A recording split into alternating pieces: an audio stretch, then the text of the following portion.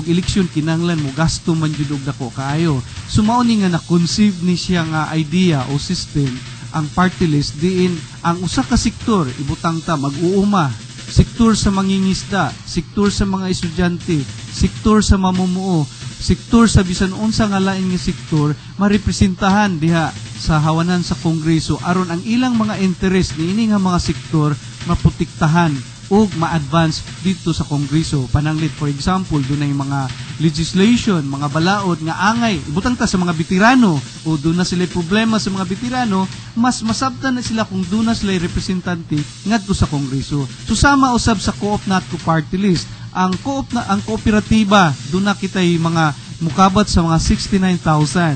Sa 69 mil ka mga kooperatiba sa Pilipinas ug dunay kani mga rehistrado ni sila apan doon na lamay mga kabat o mga 20,000 ka mga aktibo nga mga kooperatiba sa Pilipinas. Unya kani sila sektor ni siya nga kinahanglan representahan dito sa Kongreso. Okay, so hisgod kita no 20,000 plus aktibo. Kini ba is closely coordinating with Co-op Natco? Unfortunately, Melvin, dili tanan nato miyembro sa Co-op Natco. Tungod kay ang kooperatiba girepresentahan usab sa lain-lain usab nga party list. For example, ang Butil, focus siya ang akong hibaw-an sa mga mag-uumang mga kooperatiba. Unya sa electric co-op, no? Doon na sad sila laing party list, no? Nabahin na manggani sila karon ay EPIC ug naa say iCare. So naasad cooperative kanang party list pod sa ato nga sektor sa kaning sa general nga sektor sa kooperatiba napoy laing bag-o. So dili lang kay ang Co-op Natco ang nagrepresent sa co-op sector. So mo nang lain-lain nga interest. Lain-lain nga interest.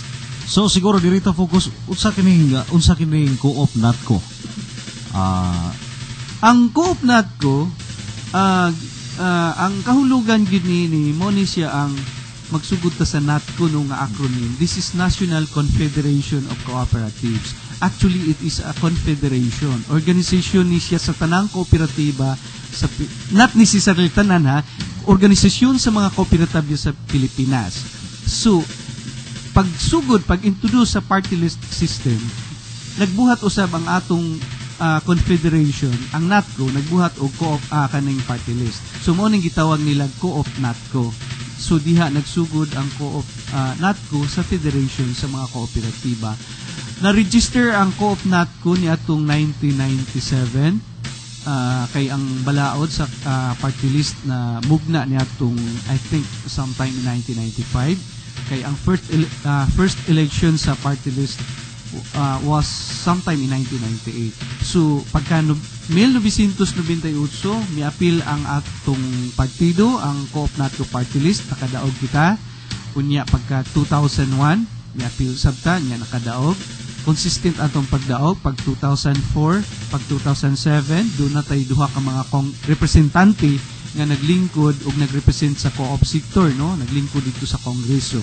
So, karon sa 2010, atong gipaningkamutan nga makuha nato ang tulo kalingkuranan, 3 seats dito sa Congress, aron mas daghan ang representasyon sa co-op sector, unya mas daghan sa mga proyekto nga atong mahatag ngadto sa tanang miyembro sa kooperatiba nga sakop usab sa Co-op Natco. Sa pagkakaroon adunay kitay mukabat sa kapin kung kulang 500 ka mga miyembro kooperatiba ni sila nga na miyembro sa Co-op Natco Party List. Mga dagko o gagmayng mga kooperatiba.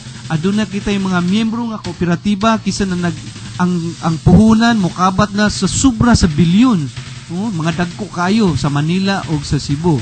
Aduna usab kita yung mga miyembro nga kooperatiba nga gamay-gamay pa ang puhunan. So sagol kini atong membership dunay mga dagko, dunay mga gagmay nga kooperatiba. Okay, so at least doon na tayo background karon mag-igsuon na sa kining kabahin sa Co-op Natco.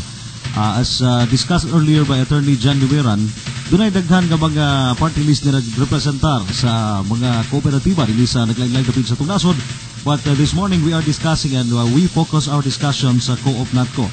Now, attorney, unsay programs of government, I'm sure ningo kagaganihan no nga ang gi-aim gyud karon sa Co-op NATCO is to increase no from 2 mahimo ng 3 seats. I think dili na siya imposible, especially nga atong katawhan makasabot no unsay mabati gyud no kining unsa kining programa sa Co-op NATCO pabor ngadto sa katawhan. So unsay mga programs of government sa Co-op NATCO pabor sa ato ang katawhan? Unang-una, ang programa sa Co-op NATCO Party List mao ang paghatag og kusog, pagpalambo sa sektor sa kooperatiba.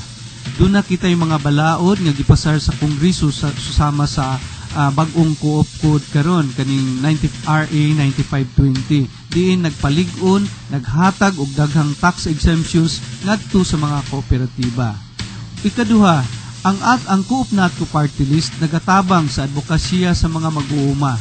Ang atong mga party list representatives nga nagagikan sa Luzon, si Congressman Pingay, ug ang ikaduha, si Congressman Pais nga nagagikan sa Cebu, mibarog yun dito sa Kongreso ug mi-appeal sa deliberation aron mapirmahan ug ma-extend ang katong sa balaod sa agraryo dinhi sa Pilipinas.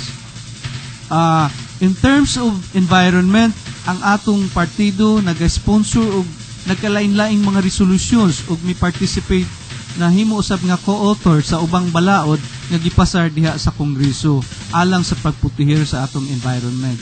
Maingon man usab sa education, ang atong partido naghatag og mga scholarship program alang sa mga indigent nga mga estudyante.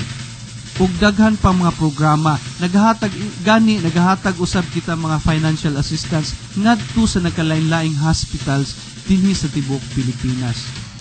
Okay, so dili kalimod no, dili lang dinhi sa Pilipinas, actually doon tayo gitawag karon og economic crisis. Actually mas bugat nga economic crisis ang giatubang sa Estados Unidos ug sa uban pa nga mga western countries. Can you say, Attorney Numeran, no, alang sa itong katawhan karon nga ang tubag sa economic crisis mo o ang cooperativismo? Ako makaingon, Melvin, nga dako kayog ikatabang ang kooperatiba, ilabi na nining dakong krisis nga atong giatubang. Dili lang ang Pilipinas sa gatubang o krisis, kundi ang tanang kanasuran, pati ang Japan, ang US, no, ang Amerika, nya gani karong bag-o katong nasud sa kaning sa Dubai. Doon na sad sila'y krisis dito sa ekonomiya. Ang kooperatiba atong nakita nga mo'y solusyon sa economic crisis, especially sa Pilipinas. Dili kayo ta apektado sa krisis sa ubang nasud tungod kay dili ta dependent ngadto sa mga kapital nga gikan gipambubo sa laing kaning mga investors. Ang ato nagsaligta sa kapital nga gibubo sa atong mga miyembro sa kooperatiba, diin usab sila sa atong mga consumers nagpatronize sa atong serbisyo o produkto sa mga kooperatiba. So maingon nato dili kaayo siya apektado ang mga kooperatiba sa krisis pang-ekonomiya sa laing nasod. Tungod kay mga miyembro mismo mo'y nagbubo sa puhunan, nya sila pod mismo mo'y nagpadagan sa maong negosyo, nya sila mismo ang ultimate nga mga customers sa maong kooperatiba. Let's talk politics. Okay, so diya pagyapon kita mga igsoon sa tuwang programa Let's Talk Politics, ang maiden presentation 5 minutos man malumay ang alas 8.